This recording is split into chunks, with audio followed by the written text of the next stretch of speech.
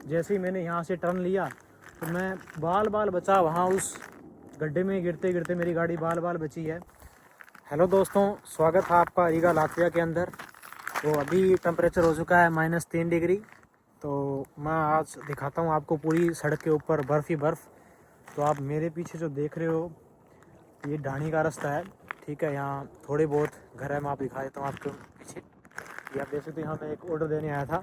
तो ये सिटी से बाहर है मरू पे, तो वहाँ मैं आया हुआ हूँ। तो इतनी बर्फ़ है कि ये पूरी जगह पूरी कवर हो रखी है बर्फ़ से, और वो पूरी फिसल रही है। मैं नीचे दिखा दूँ कि मेरे पैर भी फिसल रहे हैं।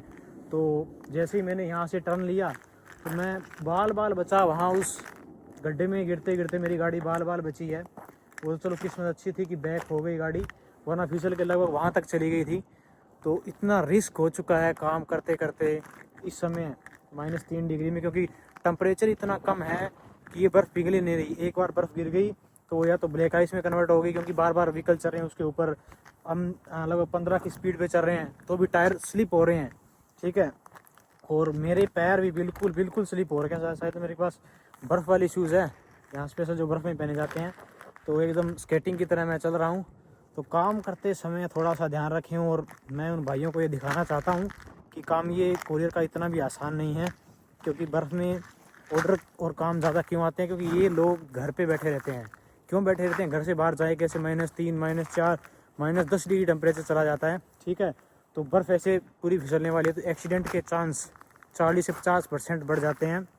गर्मियों में आप देखोगे कि आपको एक्सीडेंट बिल्कुल कम मिलेंगे, कम से कम, ठीक है। आप शायद कोई महीने में या 2 महीने में 1-2 एक्सीडेंट देखो, लेकिन अभी आप देखोगे तो एक्सीडेंट पे एक्सीडेंट, 3, 4, 10 एक्सीडेंट दिन में, ठीक है। क्योंकि बिल्कुल मैं डर गया था, क्योंकि मेरी गाड़ी बिल्कुल नीचे चली गई उसके गड्ढे के अंदर, ठीक है। बाल बाल बचाऊँ, क्योंकि यहाँ कोई रेस्क्यू करने भी नहीं आता।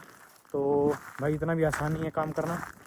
तो भाई क्या है कि जब भी आप गाड़ी को मोड़ो तो थोड़ा सा पहले मोड़ो, ध्यान से मोड़ो, और मत को अवॉइड ही करो ऐसी जो स्लिपरी सी सड़क है उस पर काम करने के लिए। पर मजबूरी, अगर काम नहीं करें तो खर्चा कैसे चलेगा?